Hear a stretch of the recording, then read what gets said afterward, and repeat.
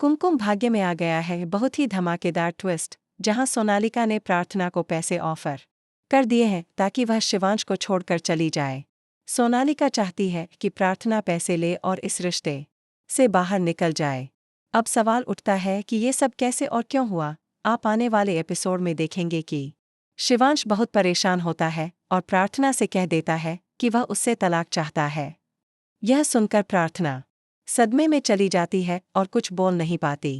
तभी शिवांश बाहर आकर सबके सामने ऐलान कर देता है कि उसने एक बड़ा फैसला लिया है, वह प्रार्थना से तलाक ले रहा है।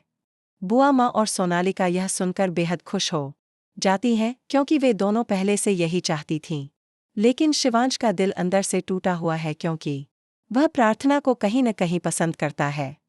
लेकिन जब से उसे यह गलतफहमी हुई कि प्रार्थना और रौनक के बीच अफेयर चल रहा है, तब से वह यही सोच रहा है कि प्रार्थना को आज़ाद कर देना चाहिए ताकि वह रौनक के साथ अपनी जिंदगी शुरू कर सके।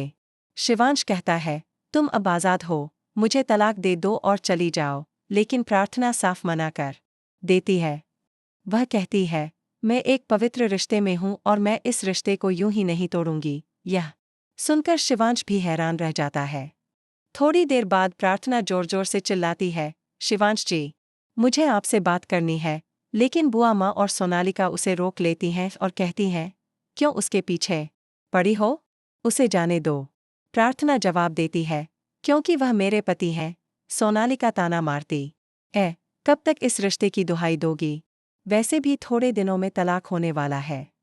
प्रार्थना कहती है, मैं तलाक दूंगी ही नहीं तो होगा कैसे। यह सुनकर सोनालिका गुस्से में पूछती है, तुम्हें क्या चाहिए शिवांश को छोड़ने के लिए। प्रार्थना कहती है, जो मुझे चाहिए क्या तुम दे पाओगी।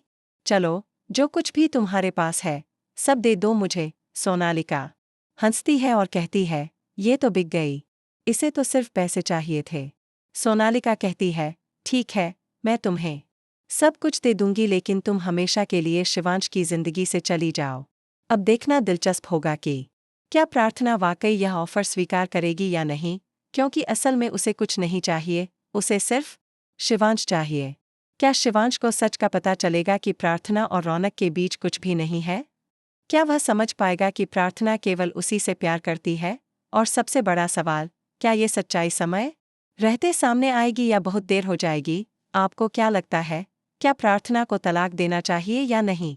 हमें कमेंट में अपनी राय जरूर बताएं। ऐसे ही दिलचस्प अपडेट्स के लिए हमारे चैनल को सब्सक्राइब करना ना भूलें।